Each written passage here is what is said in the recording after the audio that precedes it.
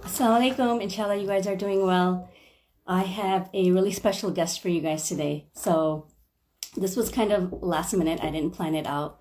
But today we have a really special guest. I can't wait for you guys to meet him, inshallah. So, today we have Dr. Fahed Khan. He's a licensed clinical psychologist with a doctorate in clinical psychology. And he has such an extensive resume, inshallah. I can't go through everything, but inshallah I'll give you guys a quick summary. But he has been a student of religious studies, beginning with his memorization of the Quran from age 16. And he is currently a deputy director at Khalil Center, the largest Muslim mental health in North America. He's a professor. He conducts studies. He serves as an editor from the Journal of Muslim Mental Health. And he focuses on anxiety, depression, trauma, OCD, adjustment problems like grief and stress management, spiritual and personal development. So, inshallah, we'll have Dr. Fahed on right quick of raising God conscious kids.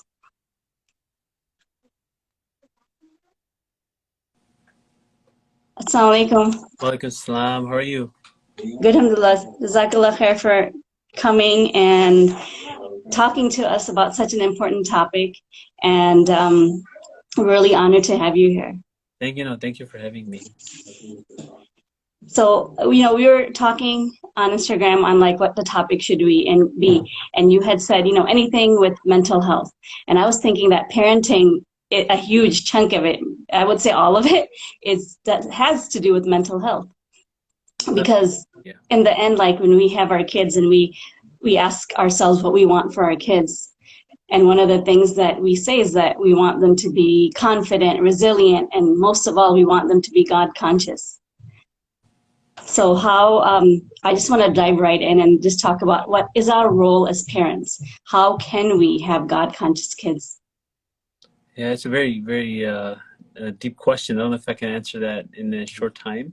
Bismillah, alhamdulillah, salatu wassalamu ala rasulillah. So I would say that, when you look at overall problems like mental health, psychological issues, if you take it in a spectrum, on the very lower end, you have like spiritual problems, people who may suffer from, issues like jealousy or greed, for example, even some anger, unhealthy anger. And then as you move more towards on the other end of the spectrum where you have serious mental illnesses, for example, bipolar disorder or schizophrenia, I think if you rule out the pure organic biological issues, for example, schizophrenia or bipolar, I think most of the issues have some, if not a huge component of their contribution comes from upbringing, comes from your environment where you grew up, comes from parenting. So parenting plays a huge role in not only developing the spiritual personality of the individual, but also the psychological, as well as, for example, trauma can come through parenting. Sometimes there's intergenerational trauma. Sometimes there's, there are personality-related factors, like if your parents have a certain type of personality, like narcissism, borderline personality, you're more likely to pass that on to your children as well. So I think all of these things, I think there's a heavy component of parenting. And I think it's one of those areas that does get neglected. And there's a history behind that as well as why it does get neglected. But I feel like that's a very important part that we need to focus on.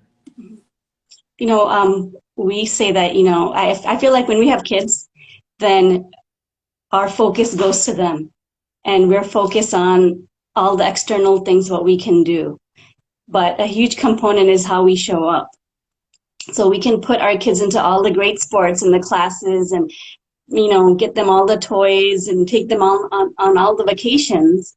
But that doesn't mean that they are going to be fulfilled and mentally stable and lead a life that's God conscious. Right. I mean, I do want to say, parenting is a very tough job. It's not an easy job.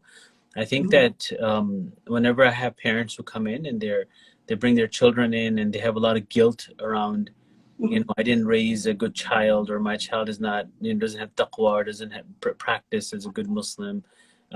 You know, I'll often bring out the story of Nuh alayhi salam. Mhm. The best among us were prophets, right? I mean, no, Yeah. no doubt about that. And so, Mhm. you know, we have a prophet who lived a very long life, who preached, Quran says, right? He says that I, you know, preached day and night to his people, but his own son, right, wasn't a Muslim.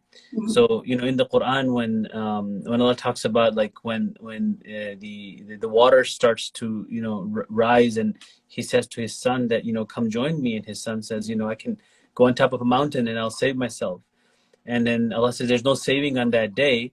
And then when a large wave comes in between Nuh and his son, then you know, he calls out, Nuh alayhi salam calls out to Allah, and he says, you know, inna ibni min ahli, right? This is my son, this is my family. Like that love, that care that you have for your children is very normal, right? It's very Mhm. you know, it's very natural. Mhm. But then Allah responds back and says, no, he's not your son because his actions weren't righteous. The point is that, yes, you know, parenting plays a huge role in establishing and instilling taqwa and good manners and good behaviors. But Mhm. certainly there's no guarantee. This is where our Mhm. aqidah comes in, right? Like Allah Mhm. told the Prophet ﷺ that, you know, Allah doesn't guide those whom you love, but He guides whom He wills, right? So just because we love our children doesn't mean they're going to be on the right path. We do the best Yeah. we can. It's a Yeah. very difficult job, but at the Yeah. end of the day, you know, we all make mistakes. So I do want to Mhm. premise that, right? Now, Mhm. how you do it, a lot of it has to do with relationship. I think Mhm. one key thing that oftentimes we parents, and I say we because I'm me as also as a parent, it's not something that's easy to do. Mhm. We focus not too much on the quality of the relationship, right? So we Mhm. do like it's a transactional relationship, like, you know, oh, let me take my children to vacation, let me buy them toys, let me do this or Mhm. that, rather than like a qualitative relationship where you're sitting and you're having a heart-to-heart conversation. You're asking them about their feelings. You're helping them process their feelings. You know, you're Mhm. connecting with them at a very deeper level. Mhm. Now, that's not to say that you can't have boundaries, right? Like obviously, Yeah. you know, if for example, if my son wants to play on his iPad, you know, at night, you know, I have told him like, you can't do that. But I understand that you want to. I know that Mhm.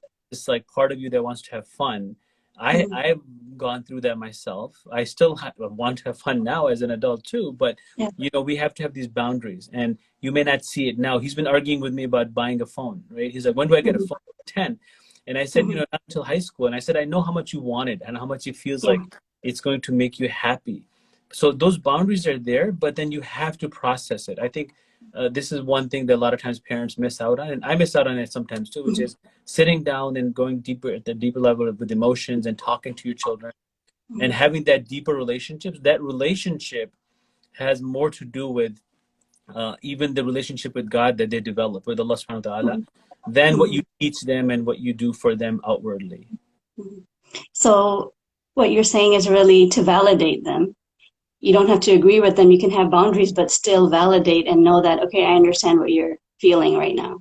Absolutely. And, you know, Yeah. I had a parent one time, I'll never forget this. He was saying that, how am I supposed to spend time with my kids and get to know them?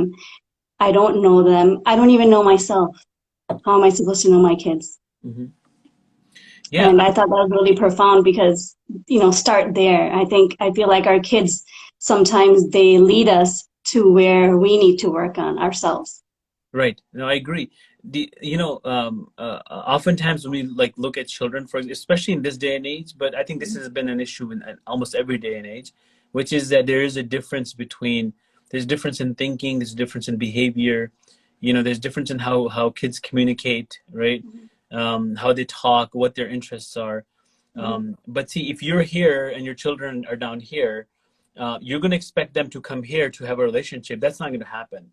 So Oh you have yeah. to come down, right? Especially if they're young. There's a concept of attunement, which they talk about when raising young children. Like if I Mhm. came home, for example, and I have a young child and I want to engage in like a meaningful play with them, then I need to go down to physically go down on the ground with them. Mhm. I need to change my tone of voice. I need to change my vocabulary. I need to match everything to be where they're at, right? Mhm. So if they, are playing and like, let's say a character falls and like, oh no, it fell. You have to like show the same emotions, right?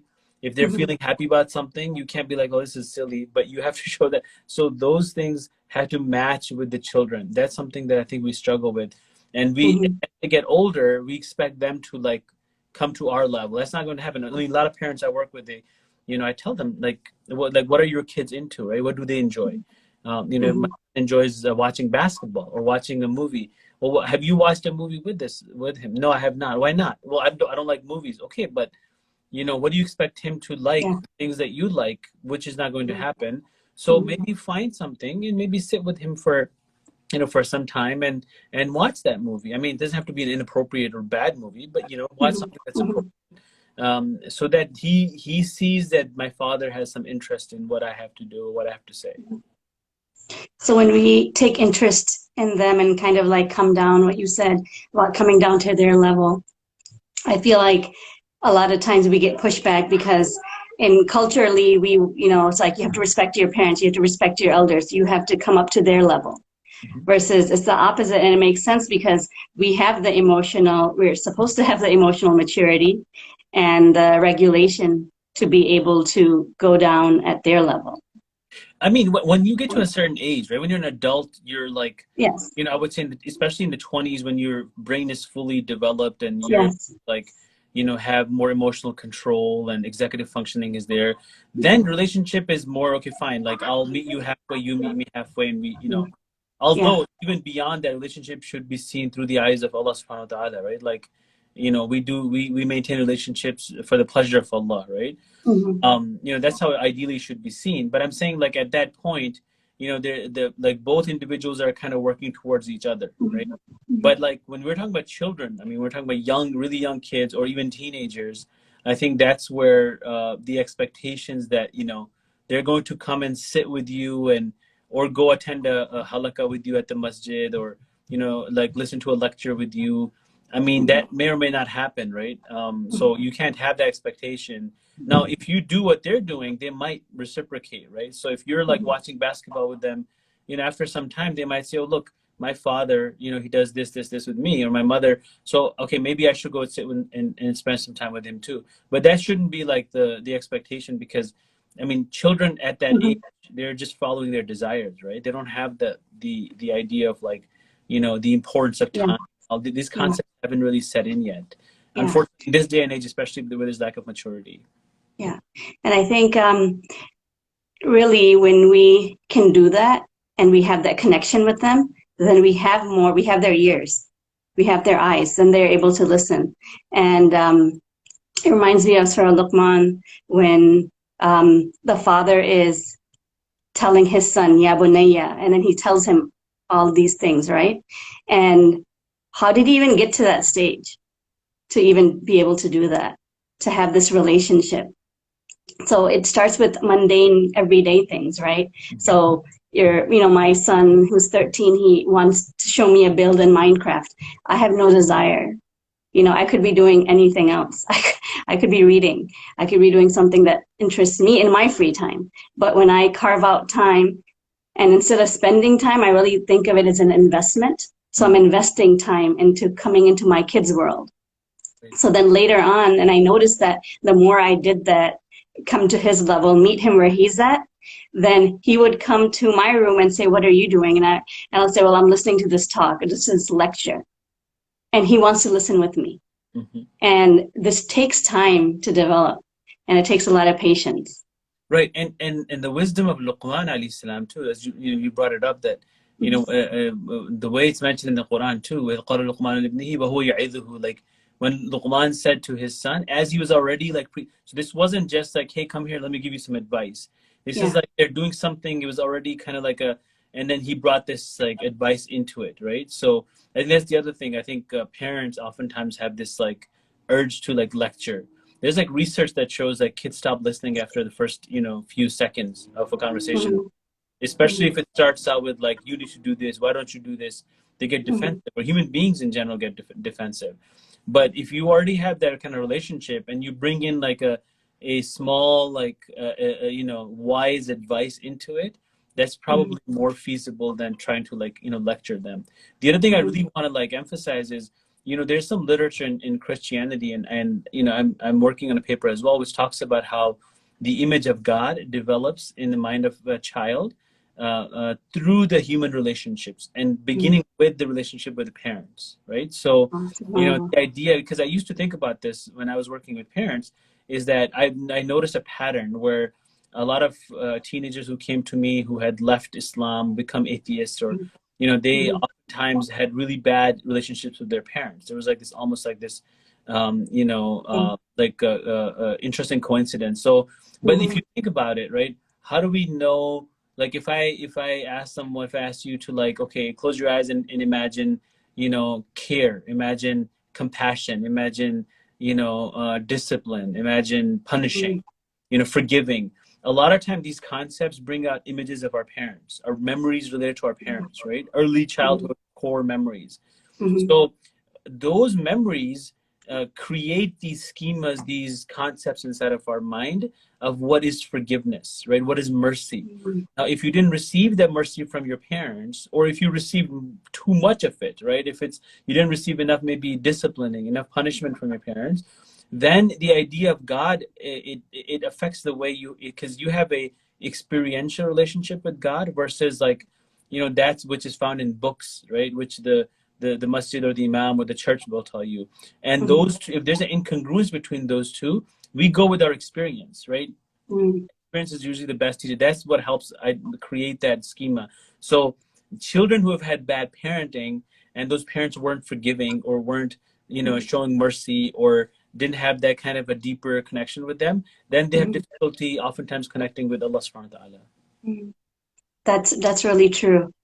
I think I've experienced that with youth as well. Was when I was with the youth mentoring, and there's so many preconceived notions they had about Allah, about God, and how um, forgiving He is, or how judgment works, for example. And so little kids knowing that Allah's going to be mad at you, or Allah doesn't like that, and it was just such a, not just fear, but it was just disconnecting. So why would you want to connect with something or somebody that you fear? You won't want to.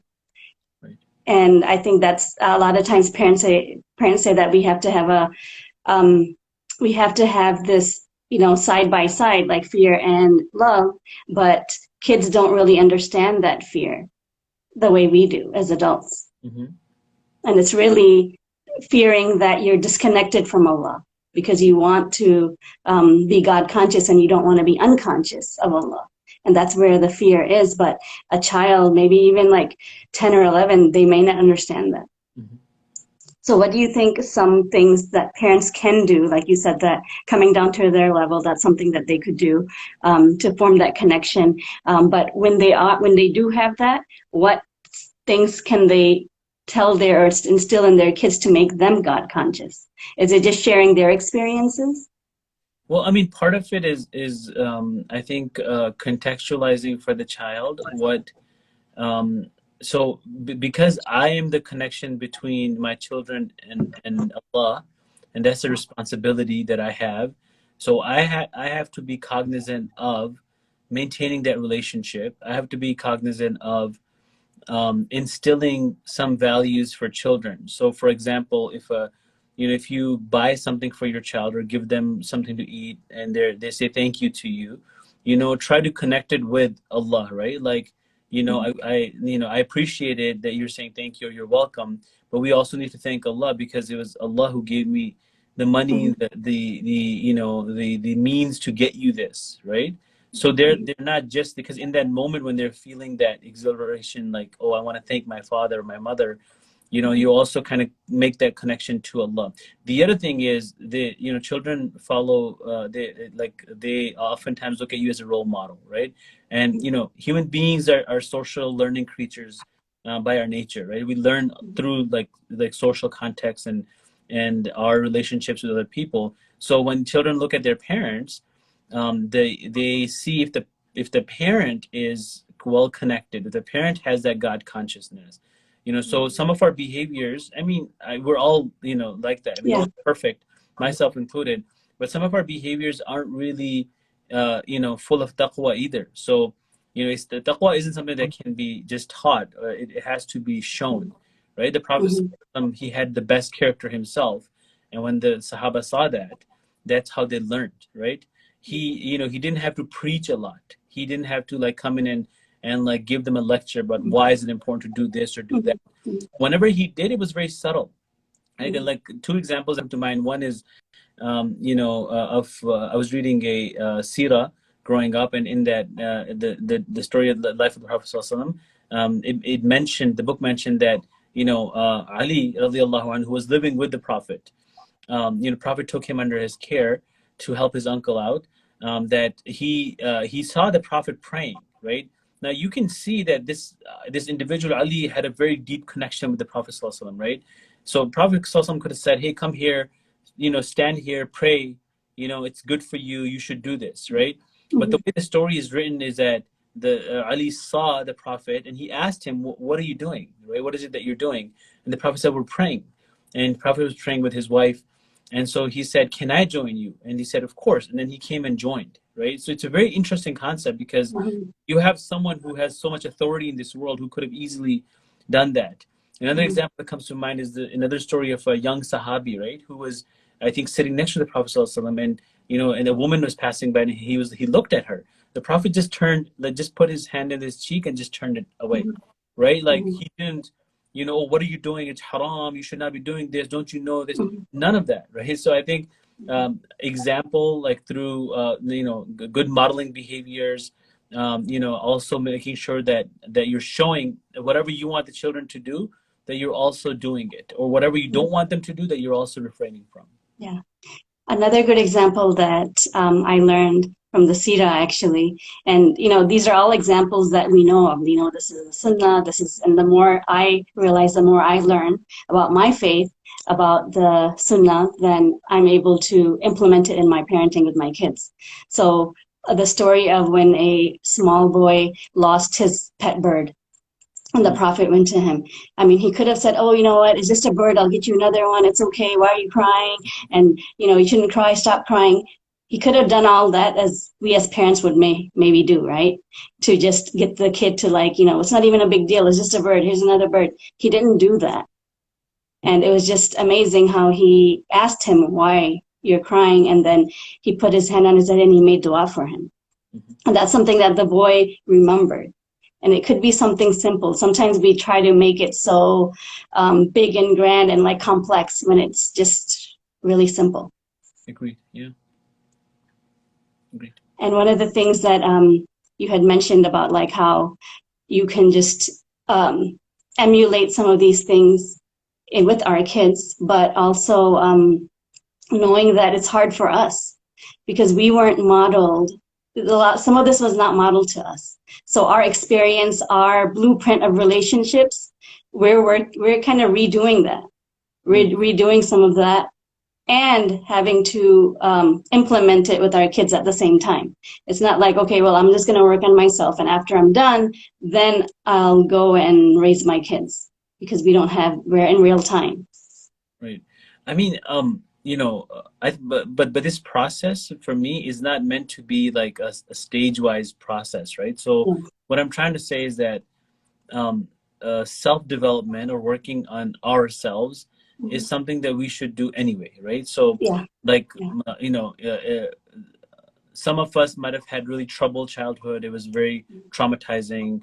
Most of us, I think, might have had parents that tried and did their best, right? But they just probably didn't know, or unintentionally may have even caused some damage. There's a really good quote that I like. It said, like, if you're going to blame your parents for things they did wrong, then also give them credit for things they did right, right? A lot of things they did right. There's some things they might have done wrong. And that's just the reality of being a parent. I think once we become a parent, we realize that, it's hard to be a perfect parent. But the goal is that if we work on ourselves, like everybody should be working on ourselves, and this is like a path that we're on. So we keep working on ourselves, that is automatically going to reciprocate and trickle into the relationship that we're in, whether it's your spouse or your parents or your siblings or your children. You know, that is the nature of human being. That's the nature of the sunnah of the Allah subhanahu wa ta'ala as well. A lot of, I mean, all these philosophers, even psychology says the same thing, right? You change yourself and then the world changes around you. Yeah. So, Yeah. you know, I think that process should never end. And it shouldn't be because, oh, you know, like our parents didn't give us good example. It shouldn't be because, you know, oh, like there were traumas or whatever, or because I need to parent my children. It should be a process that should never end, and it's an ongoing thing throughout our life. And it reminds me of that quote that's similar to what you just said, is that when you heal yourself, you heal your grandkids or your kids and your grandkids, because it's trickling down to them. Right, exactly. And what I found is that the more we work on ourselves and the more I work on myself and learn, automatically it's going to show up in my environment. So automatically the kids pick up on little things that you do. Right. So if and it's actually easier for me, I feel like, being God conscious myself, or trying to be, automatically I just show up differently. So if I'm reading something about gratitude, and I automatically am saying Alhamdulillah even more. And I'm excited about something, and I share that with my husband, or I share that with my kids, a story, you know, about generosity, or what Allah says about gratitude or shukr, and I'm excited about it, and you can see it in my eyes, you can see it in the way I express myself. Then automatically the kids are gonna see that, without you having to kind of in your mind say, okay, I'm gonna show that, you know, I'm gonna prep, I'm gonna stage everything. You don't have to stage, you can just be. Because parenting is, you know, we always hear this is really hard, as parenting is hard because we're doing so much. We're doing. But in this case, we don't have to do, we can just be. And being is so much easier than just having to do, because that's exhausting. Absolutely. And the intention too, because oftentimes people will focus on their children because they see their children as some kind of a commodity, or you know, some kind of benefit that they can reap. So, you know, that shouldn't be the case, right? Like I'm taking care of my children because they're a gift from Allah. There's a responsibility that Allah has given to. I'm supposed to do this.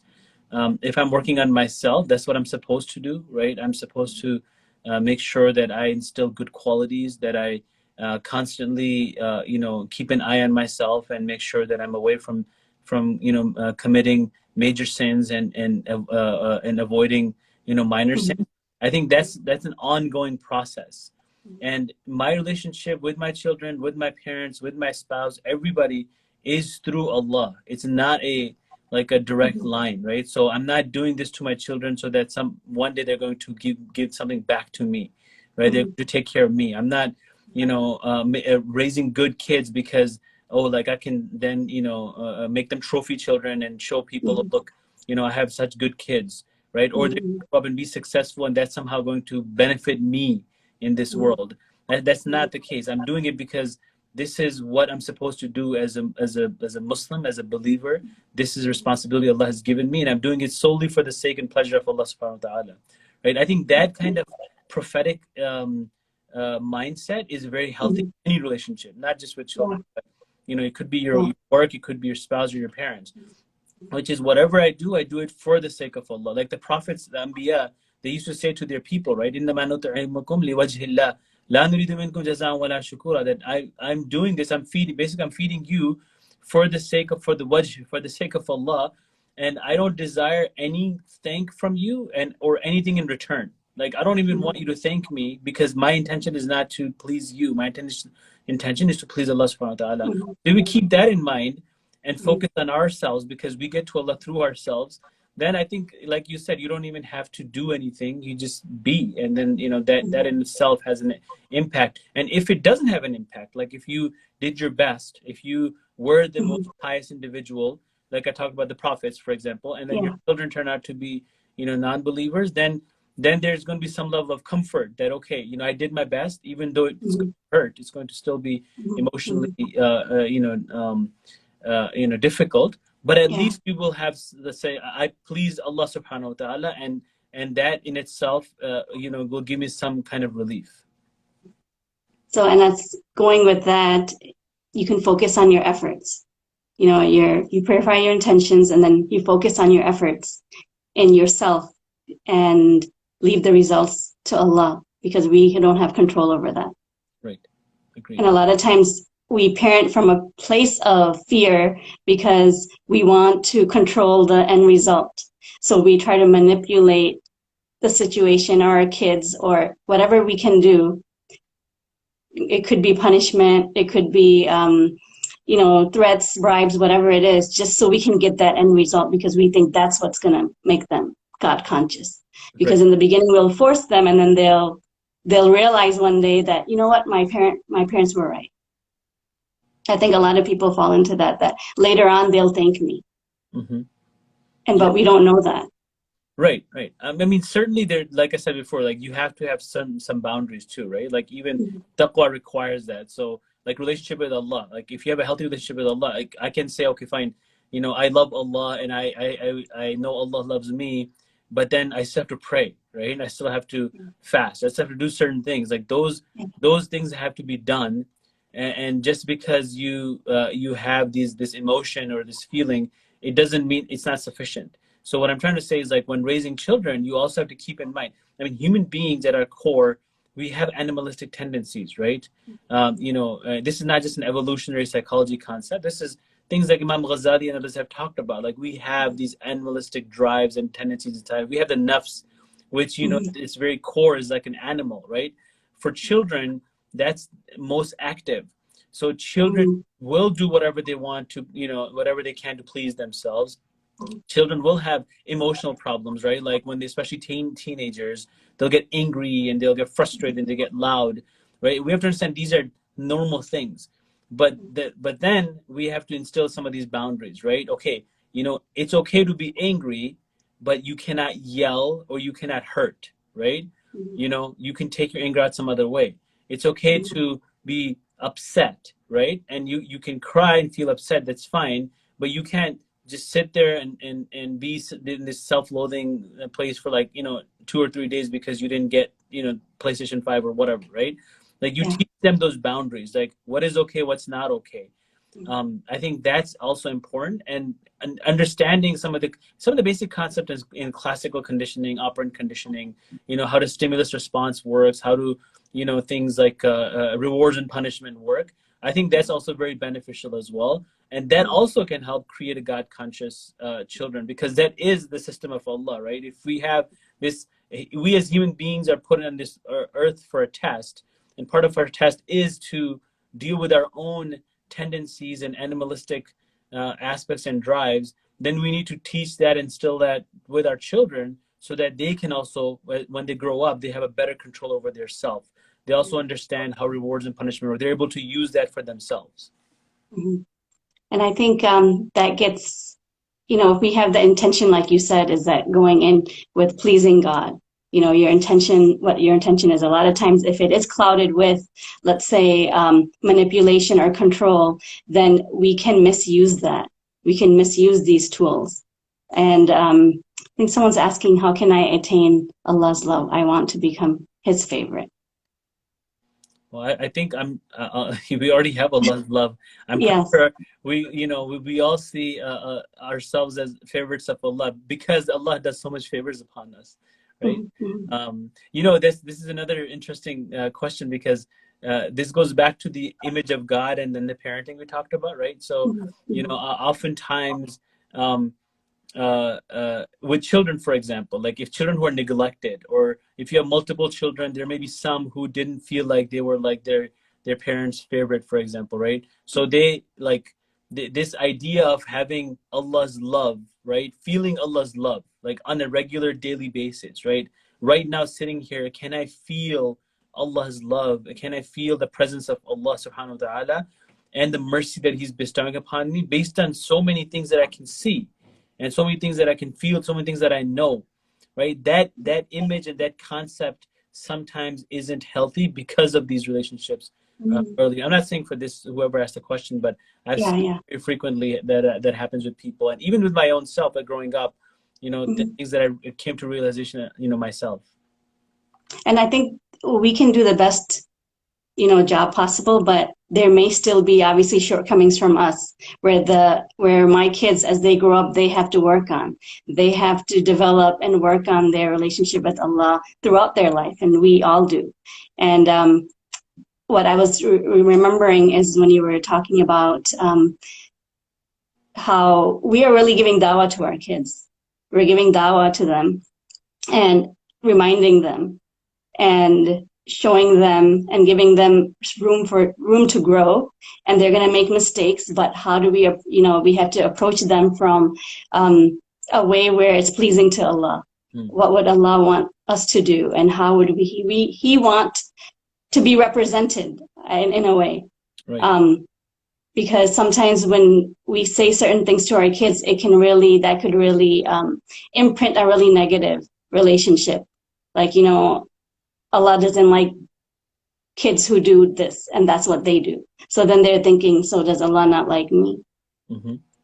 And I think that's really important for us to be able to pause and reflect and just really be mindful and reflective of our own words and our own way that we approach our kids, whether it's verbal or physical, or the way we look at them, our tone of voice, our nonverbal communication. That's really important too, and it goes into helping the kids. And all of this become, the topic is supposed to be how to raise Allah, God conscious kids, Allah conscious kids, and it's really us, how we show up. And the more as I'm listening to you, the more we work on ourselves and develop our relationship and become God conscious ourselves, then we're just creating an environment where it's a God conscious environment. Right. For our kids. Right. And words do matter, right? Like, I think, the idea that if kids begin to develop that, oh, maybe my parents don't love me, maybe my parents don't, like me. One of the things that I actually learned from a TikTok video was that, a conversation that I did with my son as well, which was that telling them that, look, I love you. I loved you from the moment you were born, right? Like that feeling of, I was there for both of my children's birth. That first one especially was just how emotionally overwhelming it was, right? And then you just feel this immense amount of love for that child, right? And then obviously I'm thinking, if how much love does my wife feel, because she's the one that gave birth to it, right, to him. And then if Allah loves them more than 70 mothers, then you can even see divine love there. But I was telling him that if you do something bad, I don't like the behavior, of course. I mean, I'm not going to like it if you didn't pray. I'm not going to like it if you wasted your time. But that doesn't mean I don't love you. My love for you will always be there, right? Even if you, just leave me and never look back, that love will still be there. Like in the example of Nuh alayhi salam, that love was still there, even though he wasn't a believer, right? But the relationship was discontinued because he wasn't practicing, right? Yes. So telling them that the behavior is what I might not like. The thing that you did is what I don't like. It's not saying that you're a bad kid or you're bad and I don't like you. I think that's important. And the teenage years is when they can really understand that, right? To separate their behavior from them, right? And that it could be different, right? To a certain because in teenage years they also go through this phase where they're identity development. So sometimes if some of these things are being said to them, like for example, using positive language, I usually give examples in parenting talks that I do that, if you want to tell your children the importance of doing homework, you can say it in two ways. You can say, if you do your homework, you'll pass.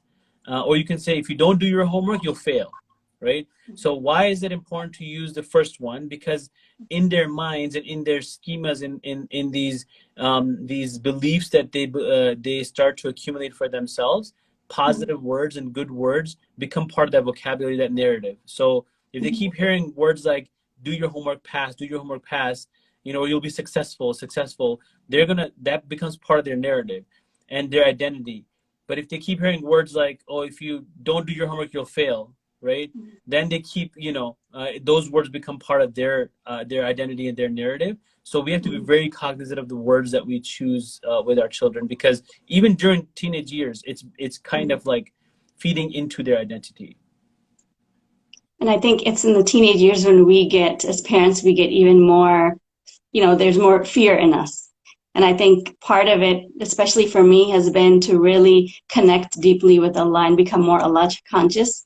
And the more I do that, the more I'm able to be patient, the more I'm able to be, coming from a place of faith and positivity, like you talked about, rather than fear. Because when we are fearful and we come at them with fear, then it is going to be negative. And then we're going to mess up their schemas or the way that they think, develop their thinking at this critical age. Completely agree. Yeah. Jazakallah khair. If you have any last words that you want to share just on God consciousness and raising our kids, I'd love to hear that. Yeah. Or just to kind of summarize, working on ourselves is very important. I think everybody needs to do that, and we all should be doing that. Whether that means you're going to therapy, or you have a mentor, or a counselor, coach, whatever it is, or even a really good friend, but not a friend who just says yes to you, but someone who challenges you, right? Pushes you. Ideally, maybe even a spouse who can be that way. But working on ourselves is the most important aspect of being aware of our own deficiencies. And then, parenting, unfortunately, one of the dilemmas is that we go into marriage without having any training, any practice, any knowledge about it. We go into parenting without having any knowledge, any training about it, right? So, doing some of that work ourselves before you get married, before we have kids, whether it's reading books, whether it's attending lectures, halaqat. Unfortunately, there's not a lot of books on parenting. Like, you'll find some, but from an Islamic perspective, there are few things. I think I have. Let me, if you don't mind, I'm going to bring it up. Yeah.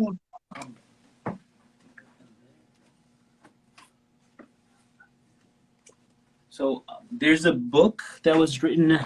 There's a book that's called Parent-Child Relations. I really like this one. I think it's written by a psychologist, and it's by IIIT. It was published by them. This is a really good book. It's like a full textbook on parenting. And then I think Imam Ghazali, in his book on Riyadat al-Nafs and Shahwatayn, he goes into, there's a section on child disciplining. I think it's the 10th section in the 22nd book, and it's he has a 40 book Ihya al-Ulum, right? But in this one section, he goes into specific things that you can do, right? Why is, how you use shame to help the child, why is it important to have the child control his greed, starting with food, right? He ties development greed to food, because kids early on want food. That's their first thing that they're looking for. So he's saying that you can shape their ability to be greedy or not greedy by controlling their how much food you give them, what kind of clothing should you give them. He says they should be protected from luxury or comfort, right? There should be hardship. That's the other thing. I think we tend to coddle our children too much. We know that the best in psychology, if someone has fear or anxiety of something, you tend to the treatment of that is exposure, right? So you make them uncomfortable. That's going to help them, right? So teaching children that it's okay to be hungry, teaching children that it's okay to not have clean things. I mean, not to say you make your things dirty, but you're taking them back home, right, to Pakistan, India, where you're from, showing them the poverty there. He talks about the temporary discomfort. Exactly. Talks about positive shaming, right? Like, they should be reproached, but not in front of others. He says don't talk to them for too long, right? It destroys the effectiveness of your words. This is the book. Somebody said show the book. But this is Imam Ghazali's translation of the 22nd and 23rd book. But the other book was the Parent-Child Relation. So I would say educating ourselves is a responsibility, right? Even though we don't have, unfortunately, we didn't get the opportunity when we became parents. Some of us, it's not part of our culture, right? To like, go take a class before you become a parent, or go take a class before you get married. But Yeah. you need to do that, and it's an ongoing process, right? Yeah. This isn't Yeah. something you read once and then you're a perfect parent. It's Yeah. an And ongoing issue, and it's something we need to work on throughout our lives. So I'll just I feel like it really, at each stage of my child's life, it kind of triggers something else in me too. It makes me reflect inside and like, why am I feeling uncomfortable? And then I work through that. So as I'm raising kids, I feel like they're healing me in some ways, is that they're helping me work through the issues that I have of like, why am I really mad?